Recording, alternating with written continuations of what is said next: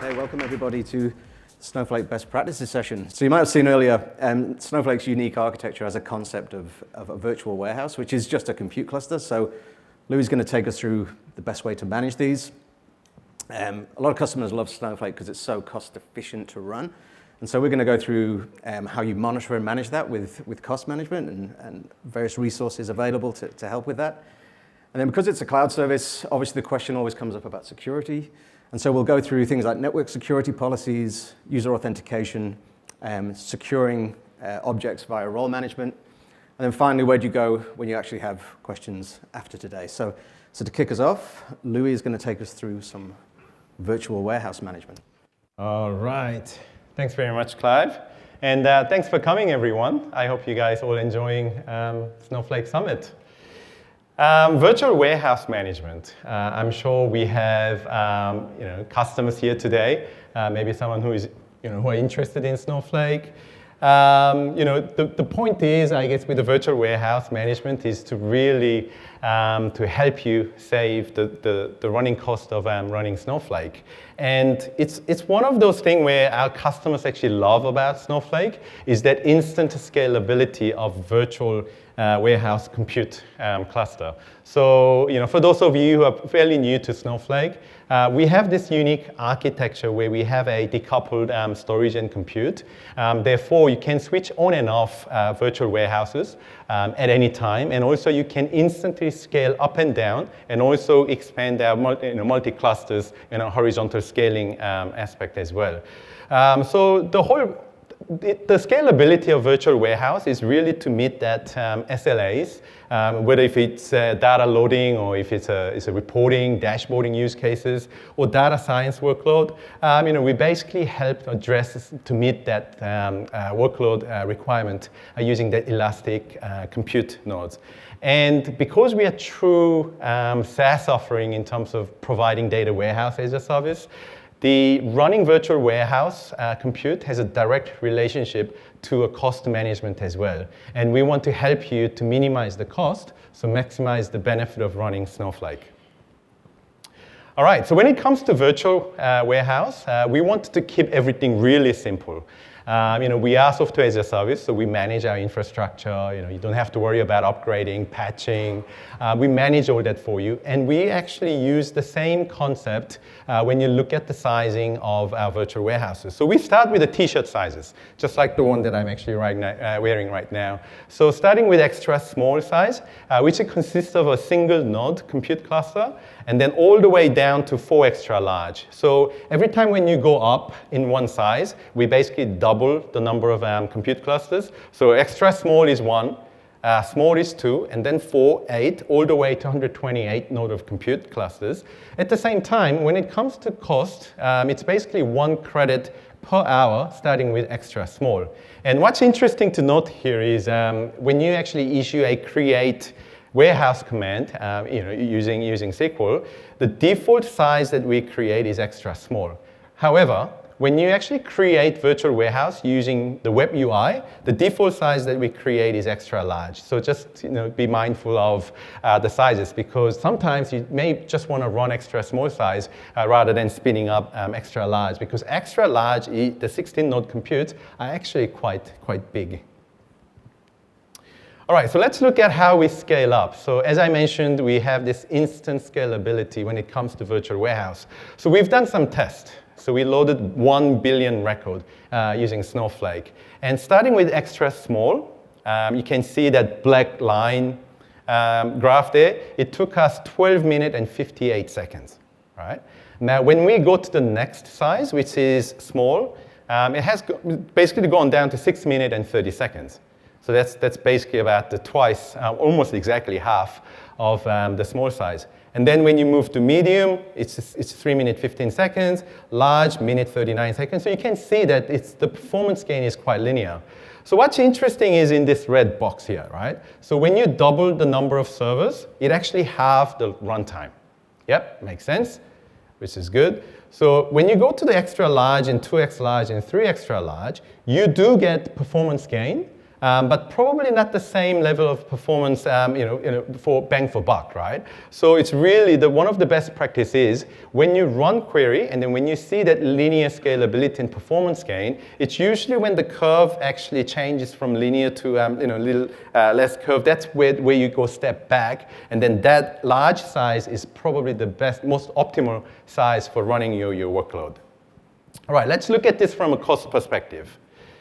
Because Snowflake is, the billing is actually charged by second, right? So we basically run virtual warehouse, and it's per credit per hour, but we basically bill you based on seconds. So running extra small, which took 12 minutes and 58 seconds, is actually 88 cents.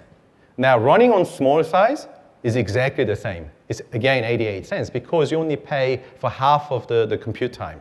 Same thing with medium and all the way to large, where in fact, large, you basically you add additional cent to actually run that workload. So this is where it gets really interesting with Snowflake, where you run your larger cluster of computes. You can actually process the job much quicker, but in fact, you actually pay the same amount of money because we actually bill per second. So it's not like a 24/7 infrastructure where you have to pay up front. This is basically you pay for what you use. So that was a use case for scaling up. So scaling up is typically good for solving some performance issues with a query, right? But then there are different scaling use cases, as in there are more and more concurrent users, so concurrent queries actually coming to Snowflake, and this is where we scale out. So this is what we call multi-cluster warehouse. So when you look at the example here, as I mentioned before, starting with extra small, which is one node compute, goes all the way up to 128. But then when you actually look at the topology of this, if you're looking for a 16 server nodes, there are many ways you can shape this Snowflake. So you can have a single extra large, which is a 16 nodes, or you can have two large, which is 8 by 2, so 16, with the medium 4, or you can have a small size, but you can have 8 multi-clusters. They all cost the same, right? Because they are 16-node computes. But the use case is quite different in this case, and I want to demonstrate that using this chart.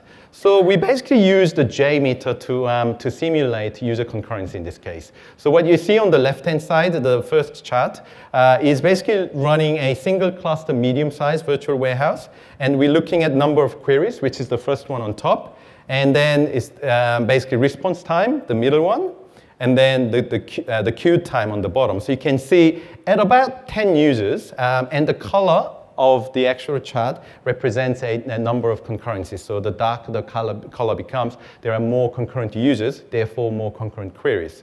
And you can see that at about 10 users, as the number of users ramp up, you see that the response time increases, and then things get saturated in Snowflake. Now, in order to solve this problem, you could potentially create a much bigger virtual warehouse. In this case, it's a single cluster extra large. So you basically upsize it 4 times, so 4 times increase in number of servers. And you can see that there are performance gains on the actual throughput, which is the first one, number of queries within given time frame. Response time is a little better, but not that great. The queue time, yeah, it has decreased a bit, but you're not actually getting 4 times the performance, all right? So probably not the most optimal way of using, speeding up your virtual warehouse in Snowflake. So let's look at different way of shaping your Snowflake virtual warehouse. In this case, we're using multi-cluster, but medium size in this case. As you can see, as we ramp up number of users, we also ramp up number of compute clusters. So this is the multi-cluster. So when we detect queuing happening, we basically spin up another virtual warehouse and then distribute the workload across multiple warehouses. And you see in the response time, it's pretty flat. So we are actually addressing that multi-concurrency issue in this case. But what gets really interesting here is the actual cost of running this virtual warehouse. So multi-cluster basically is half the cost of single extra large cluster. So it actually costs about $24 to run this on a multi-cluster medium size. But in fact, on a single cluster extra large, it actually costed $48. The reason for this is we are actually using multi-cluster technique to actually spin up when it's needed and then spin it back down when the workload reduces, right? So this is one of the techniques that you can use with the Snowflake in terms of actually creating a different shape of your cluster. So it's not always increasing a vertical size of your virtual warehouse helps. It's always at the same time, look at the concurrency and then create a multi-cluster warehouse to address that concurrency issues. All right, so let's put this together. So let's assume that you have a workload which is kind of interleaved, to few different types of workloads. So running this on a small warehouse will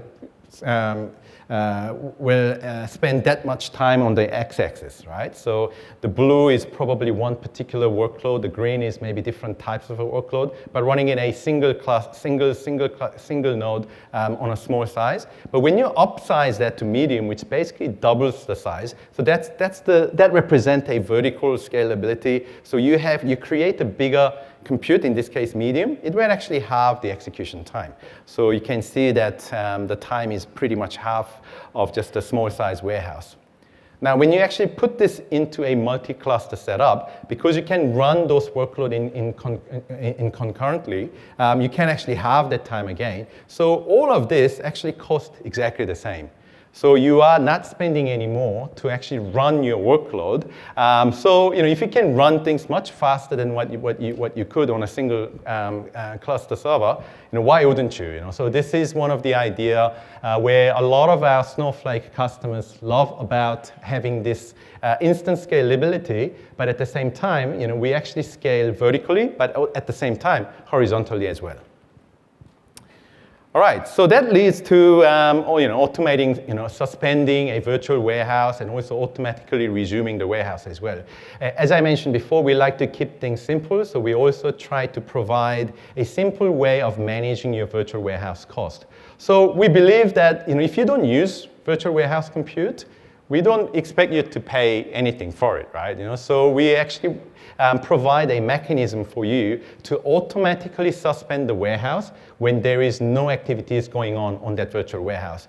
At the same time, when somebody actually sends a SQL query to your virtual warehouse, and if it is in the suspend mode, we automatically can resume that virtual warehouse. And all this actually happens, in many cases, in sub-second. So it's not like you have to wait for a couple of minutes to actually to wake the virtual warehouse up. It all happens instantly. And therefore, a lot of users actually use this particular feature to save the running cost of virtual compute.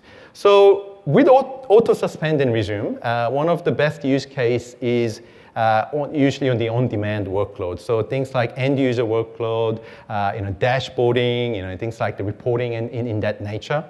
Now, with ETL, ELT jobs, because you can schedule jobs where you can orchestrate the whole process, you could programmatically start and stop your virtual warehouse. So in that case, you don't even have to wait for that 5-minute suspend time. So there are a few different techniques that you can use to even further improve or save your virtual warehouse cost. Clive, do you want to show how you can control some of this auto suspend and where you set up your different sizes of virtual warehouses? I'd love to. It's not showing up on there though, is it? So I think you have to just go and show. Yep. Yeah, that's all good. Go back. All right. So this is the Snowflake interface, and as Louis was saying, this is where you can create your warehouses. So I can give it a name. So maybe not Louis, maybe a load warehouse or something. Load. Give it a name, and this is where you set the size. And as Louis was saying, the extra large is the default through the UI, so you can change this to any size that you need. The minimum and maximum clusters is how elastic I want this to be. So you can say, I'm going to let this scale out for concurrency reasons to maybe 5 small clusters in this case. That would be 10 nodes.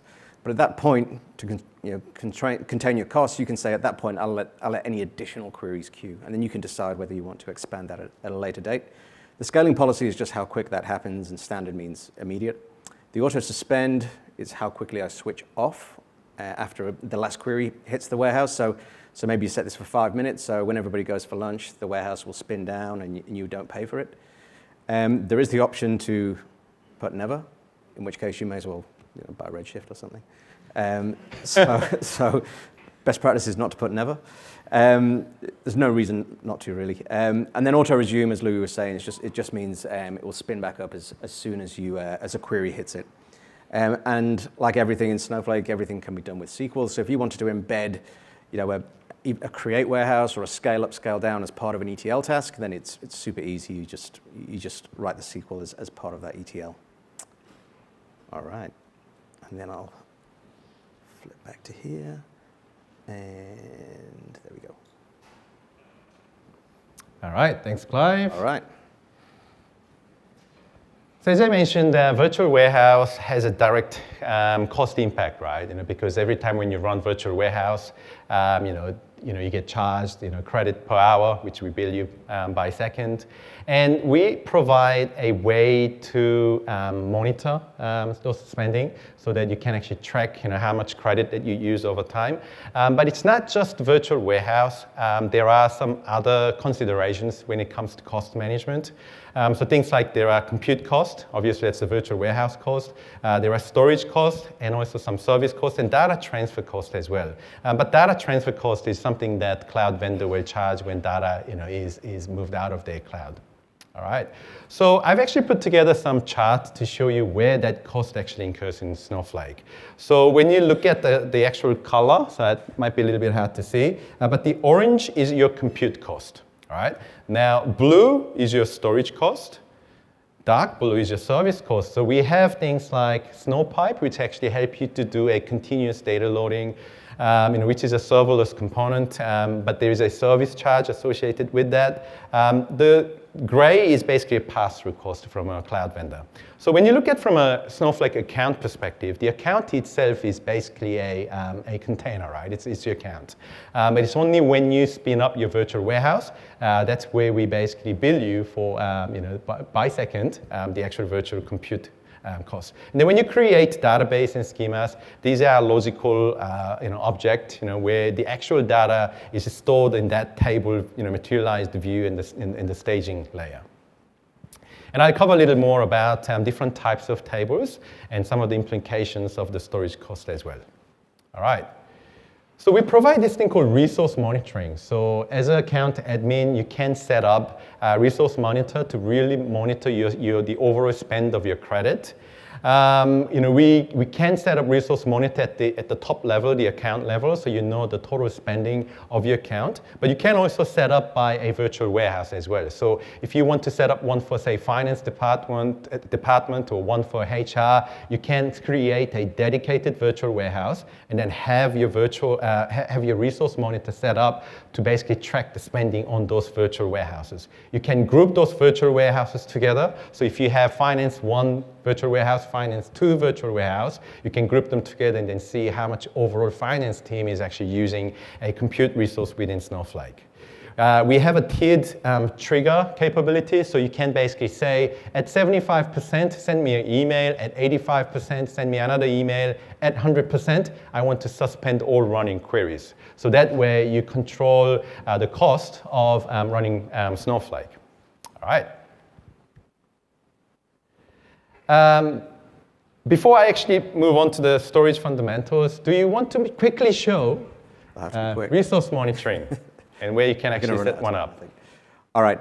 So as an account admin, you need an elevated role for this. You can go into the account tab here, click on resource monitors, and this is where you can create here. So if I know, for example, for a particular warehouse, maybe Louis is using the demo warehouse, right?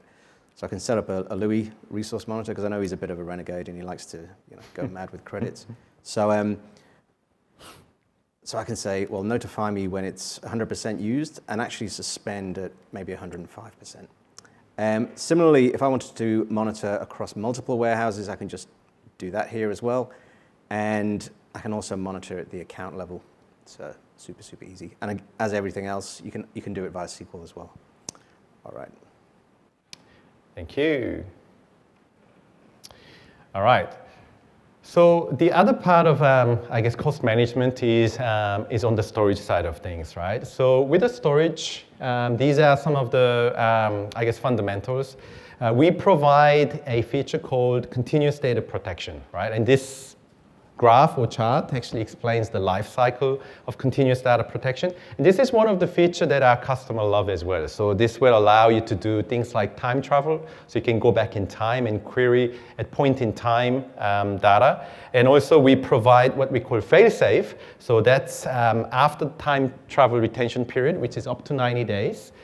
Depending on which edition, so Enterprise Edition upwards will give you up to 90 days of time travel protection, but then we also give you additional 7 days of fail-safe capability where it's more like a backup restore. It's a support ticket that you have to issue, but we'll give you 90 plus 7 overall protection.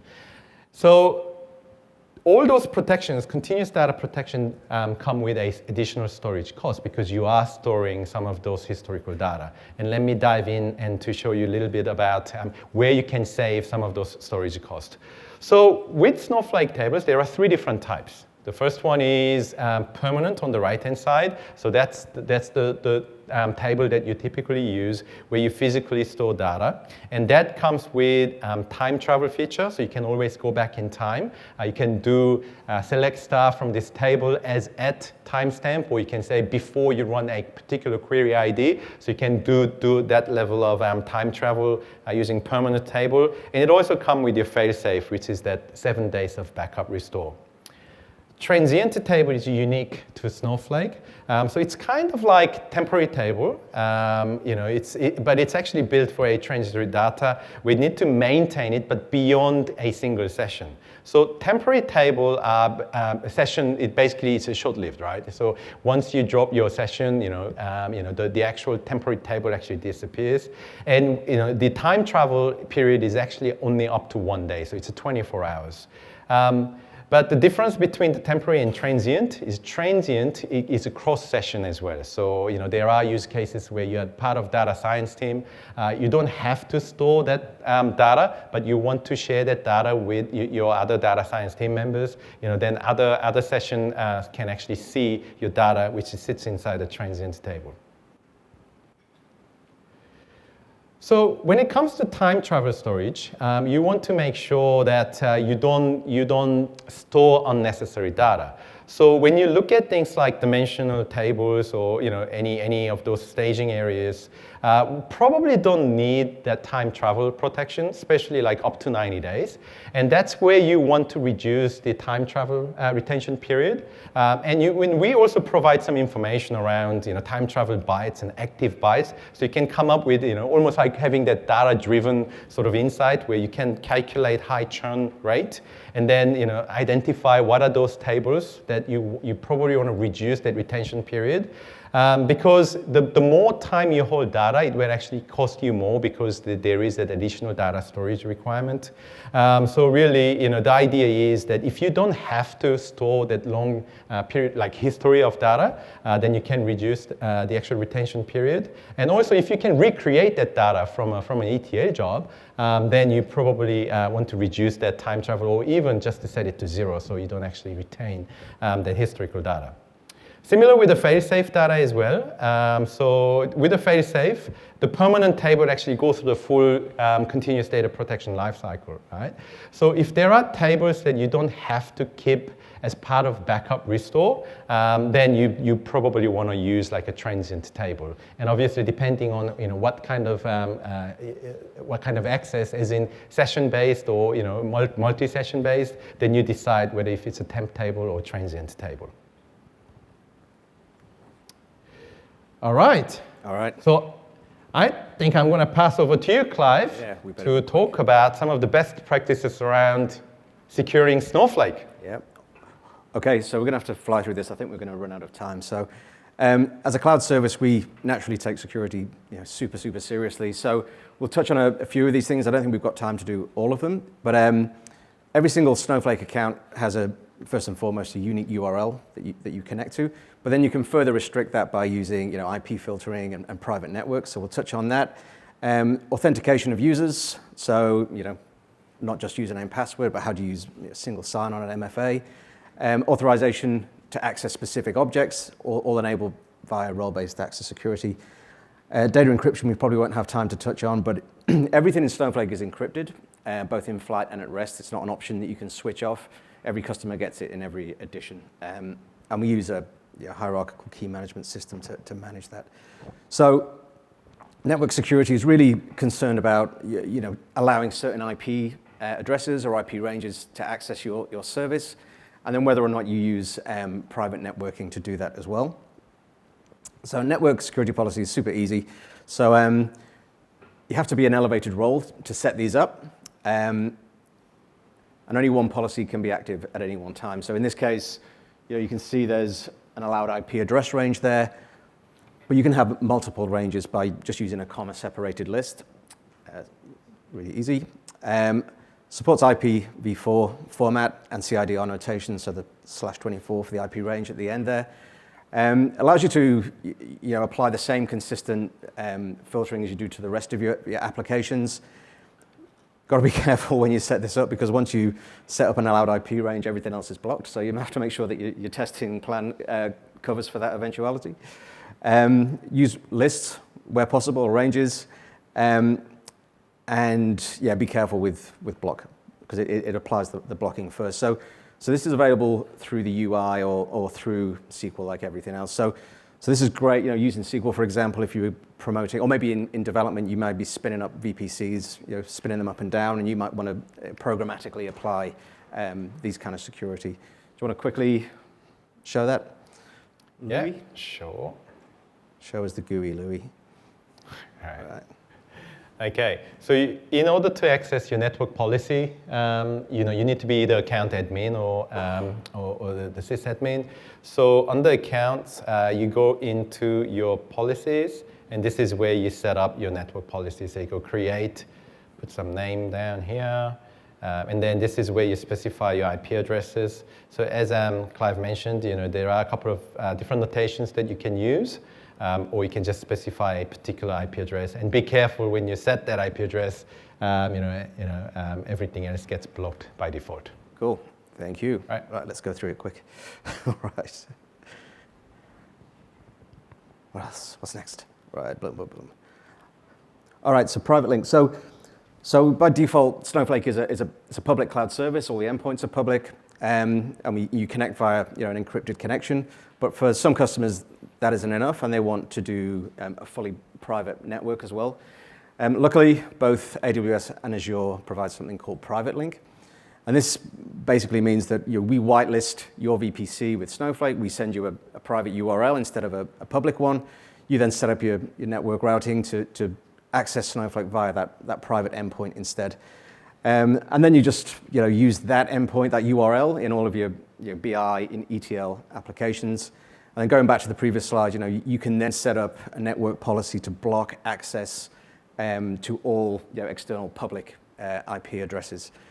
So locally, we've got people in like financial services, energy, state government, all using these kind of services. So anyone that needs that higher level of security. All right, authentication. Fly through this. So by default, when you set up Snowflake, they come with a username, password, login, but then you can enhance that by using things like multi-factor authentication, single sign-on, and then OAuth for third-party clients as well.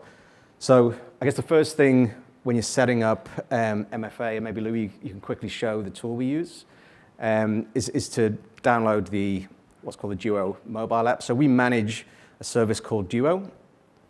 You can go onto the Apple Store or Google Play, download the application, and then it's a case of enrolling yourself via the GUI. So again, show us the GUI, Louis, of how you actually self-enroll. Sure. All right. So the idea is you as a user can actually choose to enroll yourself in multi-factor authentication. And we'd recommend this if you're an account admin or any kind of elevated role to set this up. Also, if you want to maybe have users outside of single sign-on, you might want to keep a couple of users that don't use SSO in case your federation server is down. So you just put your phone number in, enter your mobile number, and register with MFA. Super easy. And we manage the service at the back end for you. All right, so I'll go through this. You can use it over SSO as well. So So again, internally, this is how we connect to Snowflake. So you can use federated authentication and single sign-on. Things like Okta, ADFS, Google. You can use all the typical ID providers that you'd expect. You can use it in combination with MFA, as I mentioned. And then a new feature is the ability to actually provision users via something like Okta or Azure AD, and then push those, so maybe a user in a group in AD, and then push that into Snowflake, so it will actually generate the users and roles for you. Sorry, Lou, I'm going to run through this. OAuth, open protocol that allows third-party clients to connect to Snowflake in this case without having to store credentials. The first vendor that's enabled this at the moment is Tableau in all their different flavors of desktop, server, and online. But you can configure custom clients as well. You can use this over private link that we mentioned earlier. And again, by default, some of these higher level roles are blocked. So really best practice is if you want to connect your BI tool to Snowflake, you probably should be using a custom role to do that anyway. And then if there's only the default role is set by default. Sorry, Louis, I'm going to have to hand it over to you quickly to go through role management and how you actually manage access to objects within Snowflake itself. Yep, sure. Thank you, Clive. So role management is a topic that probably can't really do it in like 5-10 minutes, right? But this is one thing where I always tell our customers is that before you write your first query, make sure that you get this thing right? Because if you set this up in a wrong way, inappropriately or overly providing overly restrictive access, it will be hard to sort of control and extend down the track. It will be hard to maintain, and also maybe you will just have to reconfigure a lot of things, right? So in Snowflake, we basically use role-based access control. So we have a couple of default roles. So as you can see in this diagram, account admin is basically the top level, like a super user type of account admin, where you actually own the Snowflake account and then basically operate on all objects in the account, right? Now, security admin and sysadmin has a very distinctive roles to play in this setup. So security admin is basically a role used to create users and create roles. Now, sysadmin basically creates a database object, okay? So in Snowflake, user do not actually own a database object. It's the role that actually owns the object, and then user is basically assigned to a particular role, and you can have multiple roles assigned to a user. Public role is basically there by default. That's where the use case is when you assume that there's no security applied, so you can be just part of the public group. So I just give a quick example on some of the use cases. So let's assume that you've got a scenario where you have analyst team lead, where you need to actually have the full access, so full CRUD access, create, read, update, delete access to a schema, in this case, working area schema, the table. And then you have a junior analyst role, will have a read access to a table inside a schema called main. And it's all within a single database called DWH. And both of them actually leverages a virtual warehouse. Okay, so how do you actually set up a security in this particular scenario?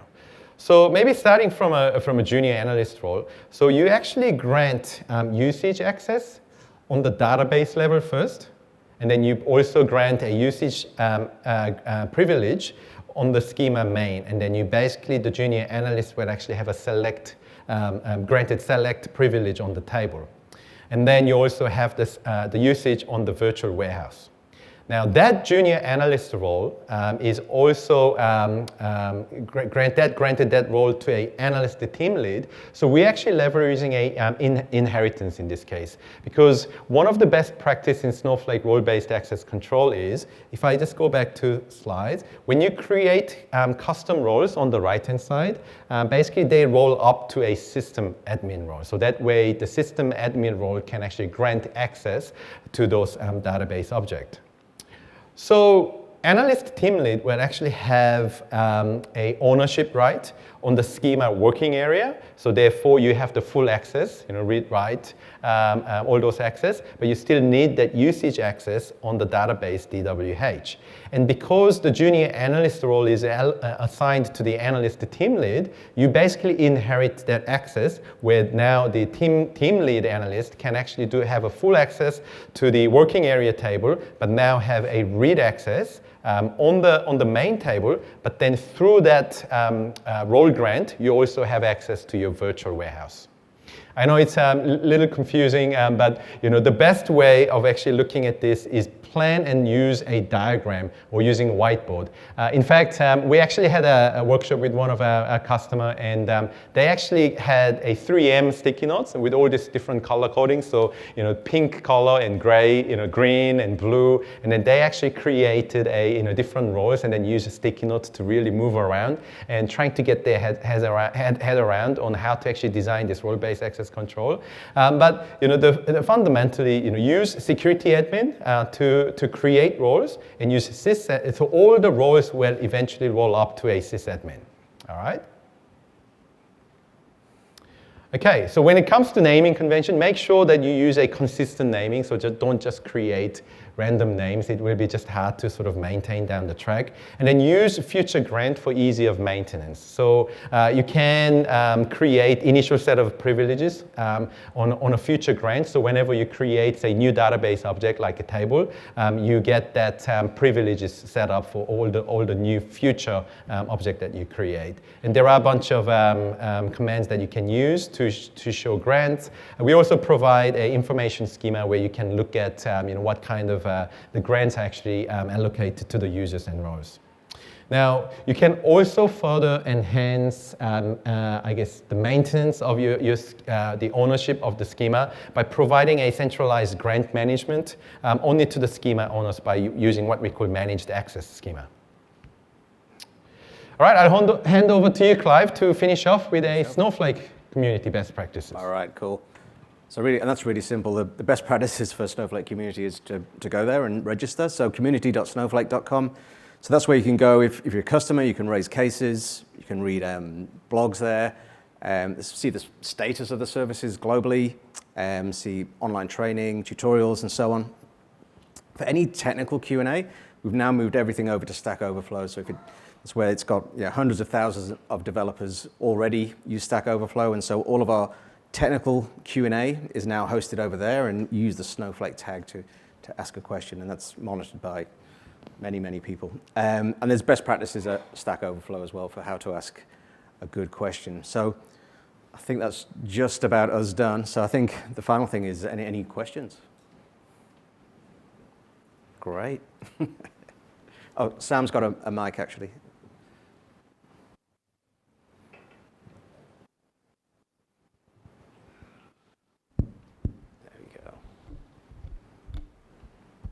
Thank you. How do I choose warehouses or scaling policy or cluster easily rather than trial and error? How do you create a warehouse? How do I choose warehouses? Which warehouses I should use? Oh, like in terms of sizes, different sizes? Yeah. How do I choose from the warehouse sizing? Say, for example, I know what's the volume of data that's incoming, and I know how frequently it's populating the data. Right, How do I choose between which warehouse to use? Okay. What scaling policy should I use? And what's the other parameter? Yeah. So a lot of times it actually depends on a type of your query and also type of workload as well, right? So when it comes to scaling policy, that scaling policy is mainly for horizontal scaling. So when we detect queuing happening on that one particular virtual warehouse, at what point do we create a copy of that warehouse and put it into the cluster, right? So typically you identify based on your workload that if it's a very spiky sort of workload, and you want to put it as more like an economy rather than a standard, because you don't want to just spin up only because you have a spikes, right? So you want to actually wait for a couple of minutes, rather than just instantly scaling up your virtual warehouses. But I guess when it comes to the sizing of virtual warehouse, typically we recommend run a single query, and then you kind of go through that bit of a testing phase as well, because in Snowflake you can scale up and down really quickly. We want you to start small and then basically scale up and then find that most optimal size, and then from there you actually work on multi-cluster setup. So we don't want you to spin up a large cluster and then go down, because the fact that you can do it from small and go up, that's will be the best practice in terms of finding the most optimal size of warehouses. Cool, thanks. Thank you.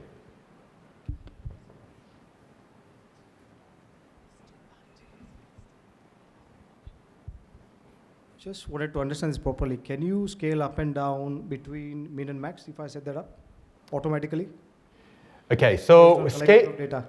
Yeah, so vertical scaling is something that you initiate, as in resize the warehouse vertically, but horizontal scaling can be automated. And in fact, that multi-cluster warehouse setup, where when queuing is detected on the virtual warehouse, you can set min and max size of your multi-cluster warehouse. So that happens automatically. But the vertical scaling is something that user will actually set up in terms of the size. I mean, there is an information schema, so if you wanted to programmatically change it occasionally, so if you can see maybe as you load more and more data, the time a query takes might start creeping up, you could actually programmatically change that at the back end by using your queries from the information schema. So my question is more around the auto partitioning or optimization that you guys do behind the scenes. So does that result in additional storage as well, or anything like that? I mean, no. Is it more partition as in you're just creating copies in the background, or? It's really only the time travel feature that adds additional storage. So it's the difference between having a table that maybe, if you update a table, if you up every row in a table 20 times a day, that's essentially making 20 copies, right? Because we're keeping a snapshot of every single commit point. So that's what really adds to storage. And so you have to think about, as Louis said, what your strategy is for how much time travel you keep for a particular table. The micro-partitioning optimization, that's all automatic. Every table has that out of the box. So if you need like 2 different kinds of partitions on the same table, that doesn't result in additional. So if you did like a materialized view, for example, then you could have a different clustering strategy. That would take additional storage. Yeah. Okay. Mm-hmm. So just the only other question that I have is more around. I mean, costing can be a complicated thing, from experience with everything, it seems. But is there anything that you can utilize before you embark on something, just to do a rough calculation? I don't want to call it a rough order of magnitude, but at least with some degree of confidence. Is there a calculator available at all, or? Yep. So we've got a calculator we use, and again, it's always an estimate, right? Because you don't know until you see the actual data and actual queries. But yeah, we do that fairly frequently. I think something related to as extension of the same question. As soon as you meet a new customer, how do you arrive at a total cost of ownership, or what are the checklists that you follow that as soon as you arrive at the customer landscape, you know the architecture, you know the data volume. What are some of the best things that you take, keeping the best practices into consideration to arrive that, okay, roughly this is what is going to be the yearly budget for this customer? You want to go?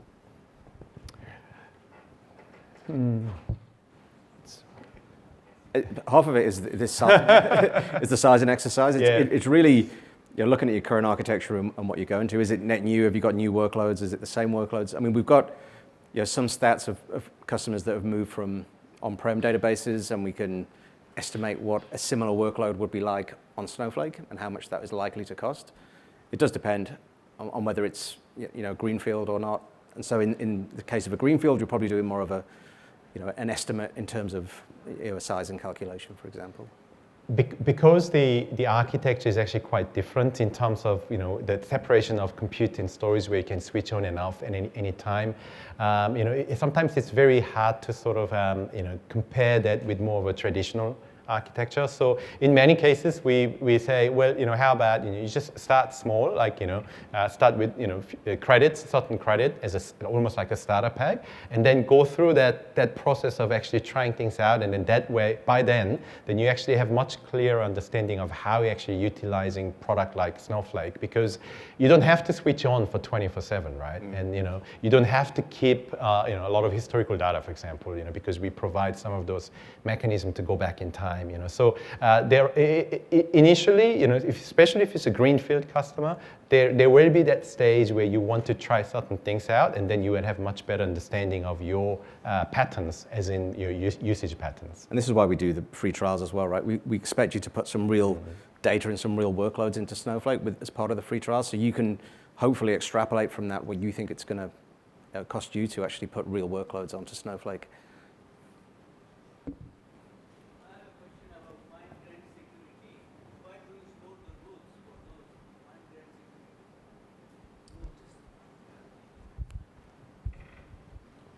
Where are the rules for fine-grained security are stored? You mean like for row-based access, Yeah, those but kinds? there are some extra conditions which are needs to be stored somewhere. The security is based on some extra rules. So where are they stored? You mean like Are they stored at the database level or in a separate area? so all the role-based access is at the database level. If you want to go, and do row-level access and restrict based on, whether it's an account for data sharing or a What role. I understand from Oracle side is they are generally stored in the data dictionary, but in your products, Snowflake, how they are stored? Is it at this staging area or different area, or you have a metadata area data dictionary? That would be the information schema, I guess, if that's what you mean. Are you referring to like an encryption key? Fine-grained security. So you want to build some extra security on top of existing security. Yeah, but something that I guess we'd have to check. Yeah, come and chat to us afterwards. All right. All right. I think we're good. Thank you very much. All right, thanks very much. We'll see you around. See you for beers later. Thank you.